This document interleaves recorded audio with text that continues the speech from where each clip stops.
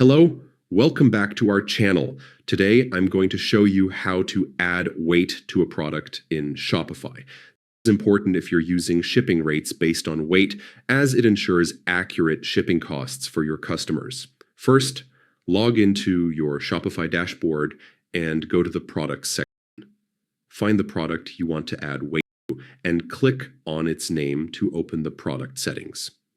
Next, make sure Shopify knows it's a physical product by checking the box labeled "This is a physical product." This will enable the weight input.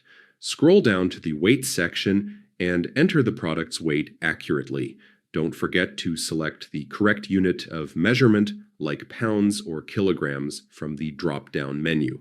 Finally, click Save to apply your changes.